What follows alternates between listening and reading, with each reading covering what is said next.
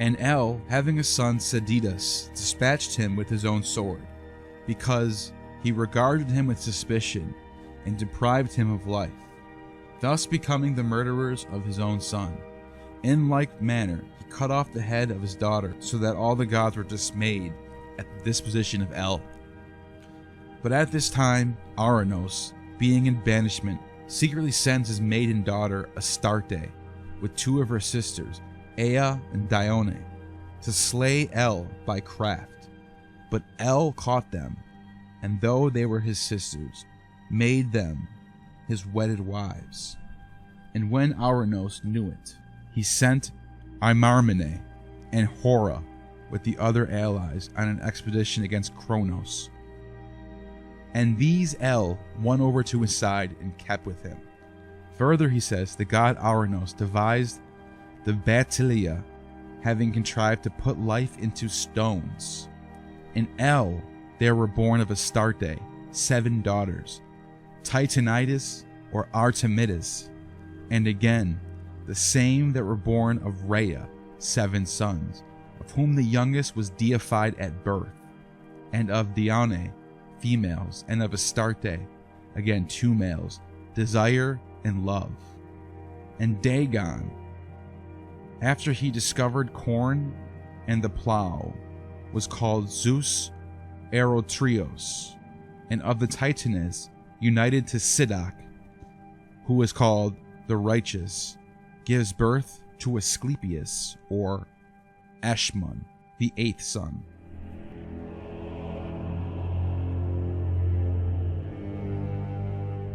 In Perea, there also was born to El 3 sons: Kronos, named after his father, Zeus Belus, and Apollo. In their time are born Pontus, Typhon, Nereus, father of Pontus, and son of Belus. And from Pontus is born Sidon, who, from the exceeding sweetness of her voice, was first to invent the musical song, and Poseidon. And to Damaris is born Melcarthus, who is called Hercules. Then again Uranos makes war against Pontus, and after revolting attaches himself to Damaris, and Damaris attacks Pontus, but Pontus puts him to flight, and Damaris vowed an offering if he should escape. And then, in the 32nd year of his power and kingdom, El, that is Kronos, also known as Saturn, having waylaid his father Uranos in an inland spot, got him into his hands, emasculates him near some fountains and rivers. There Uranos was deified, and he breathed his last. The blood from his wounds dropped into the fountains and in the waters and in the rivers, and the spot is pointed out to this day.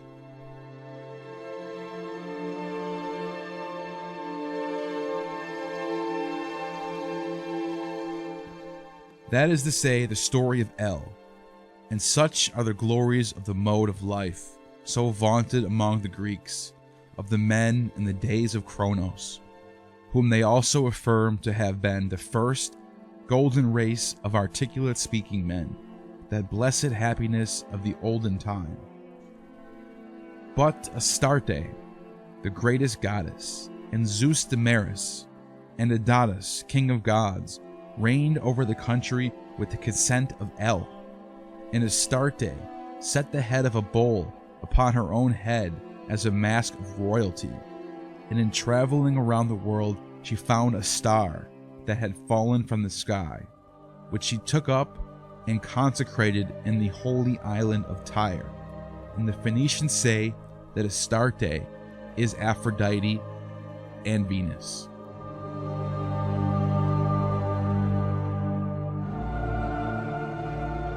El, going around the world, gives the kingdom of Attica to his own daughter Athena.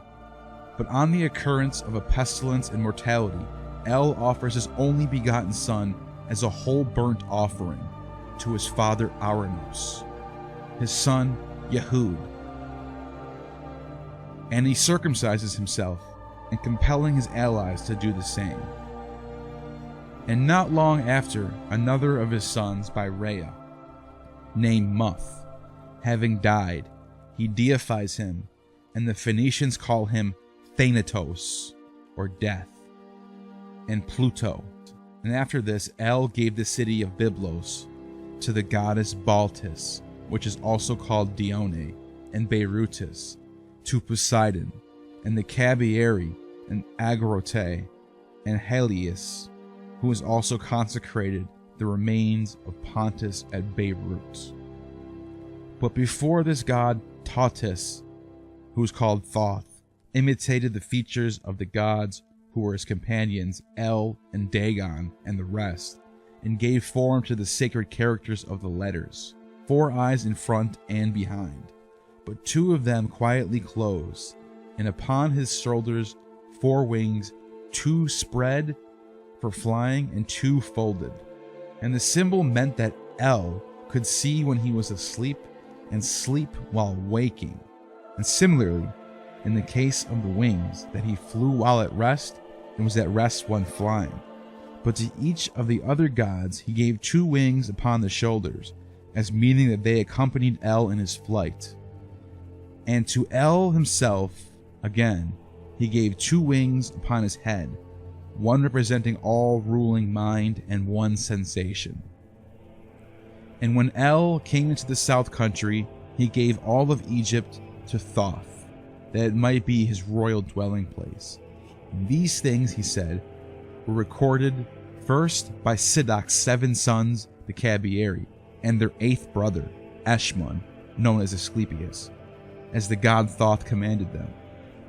All these stories, Thebion, who was the first hierophant of all the Phoenicians from the beginning, allegorized and mixed up the physical and cosmical phenomena, and delivered to the prophets, who celebrated the orgies and inaugurated the mysteries, and they, proposing to increase their vain pretensions from every source, handed them on to their successors and to their foreign visitors.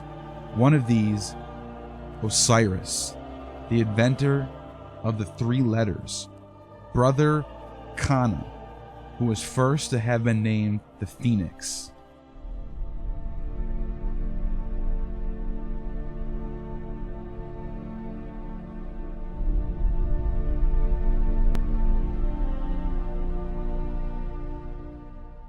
Then afterwards Philo of Byblos adds, the Greeks, surpassing all in genius, appropriated most of the earliest stories, and then variously decked them out with ornaments of tragic phrase, and adorned them in every way with the purpose of charming by the pleasant fables.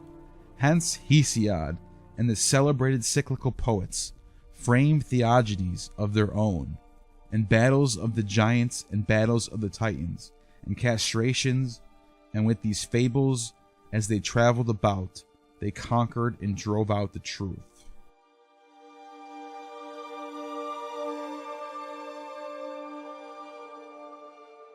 But our ears, having grown up in familiarity with their fictions, and being for long ages preoccupied, guard as a trust the mythology which they received, just as I said at the beginning.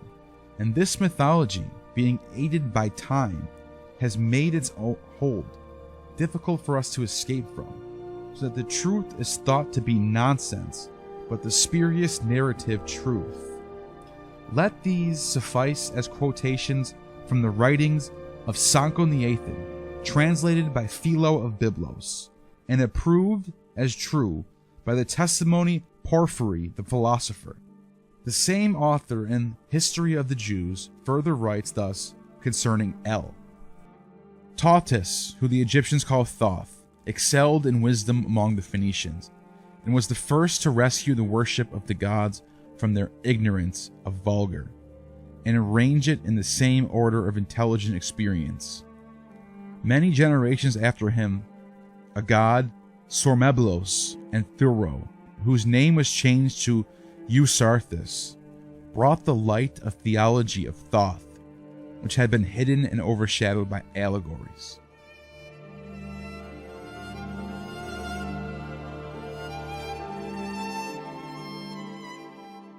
Porphyry then adds, it was a custom of the ancients in great crises of danger For the rulers of a city or nation, in order to avert a common ruin, to give up the most beloved of their children for sacrifice as a ransom to avenging daemons, and those who were thus given up were sacrificed with the mystical rites of the Phoenicians.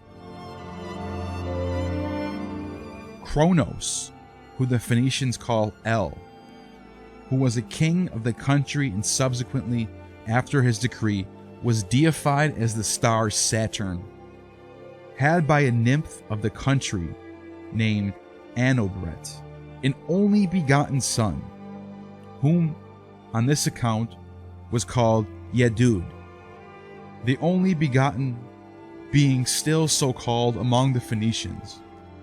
And when very great dangers from war had beset the country, he arrayed his son in royal apparel, prepared an altar, and sacrificed him, and then circumcised himself, and made it a custom among the Phoenicians from that day forward.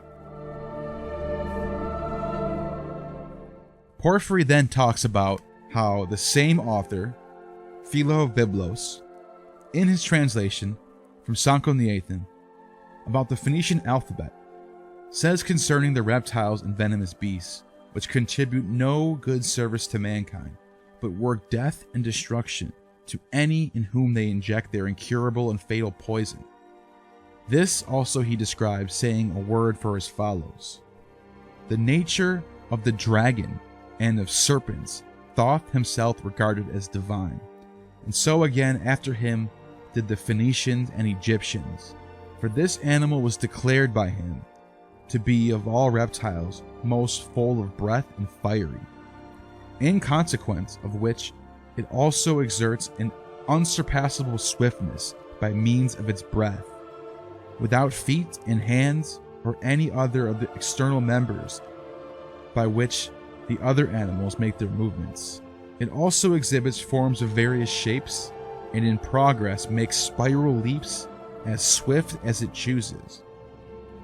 It is also most long-lived, and its nature is to be put off its old skin, and so not only to grow young again, but also to assume a larger growth, and after it has fulfilled its appointed measure of age, it is self-consumed in the manner as Thoth himself has set down in his sacred books, for which reason this animal has been also adopted in temples and in mystic rites. We have spoken more fully about it in the memoirs entitled Ethiopia, in which we prove that it is immortal and self-consumed, as I stated before, for this animal does not die by a natural death, but only is struck by a violent blow. The Phoenicians call it the good daemon. In like manner, the Egyptians also surname it Kneph, and they add to the head of a hawk because of the hawk's activity. Apius also, who is called among them the chief hierophant and sacred scribe, whose work is translated into Greek by Arius of Heracleopolis, speaks in an allegory, word for word, as follows: the first and most divine being is a serpent, with the form of a hawk, extremely graceful, which whenever he opened his eyes, filled all with light in its original birthplace. But if he shut his eyes, darkness came on. Epius here intimates that he is also a fiery substance, by saying he shone through, for to shine through is peculiar to light. From the Phoenicians, Pherecydes also took the first ideas of his theology concerning the god by him Ophion, and concerning Ophionade, of whom we shall speak again. Moreover, the Egyptians, describing the world from the same idea, engrave a circumference of circle of the color of the sky in fire, and a hawk-shaped serpent stretches across the middle of it, and the whole shape is like that of the Greek letter theta, representing the circle of the world and signifying the serpent which connects it in the middle of the good daemon. Zoroaster, the Magus, in the sacred collection of Persian records, says in express words, and God has the head of a hawk. He is the first, incorruptible, eternal, uncreated, without parts, most unlike all else, the controller of all good, who cannot be bribed, the best of all the good, the wisest of all the wise, and he is also father of good laws and justice, self-taught, natural, perfect, and wise, and the sole author of the sacred power of nature. Zoroaster is the first of all the mortals to oppose El, who is called Kronos.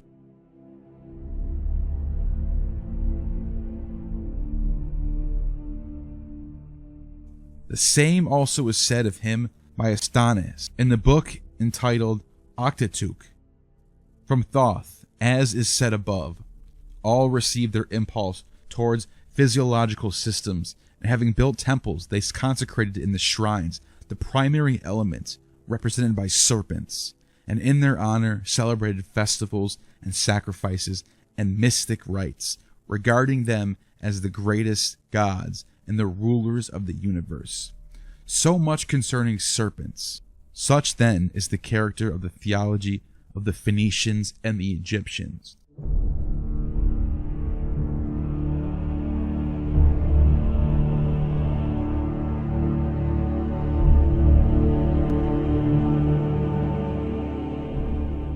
Let me know what you guys think of this. First of all, what did you guys think about El giving up his only begotten son as a burnt offering and then circumcising himself? You notice anything about that passage? Does it remind you of anything? Abraham, Isaac. And do you guys think this story influences that story? Write in the comments what you guys think. And thanks for watching. If you liked it, hit the like button and share this video.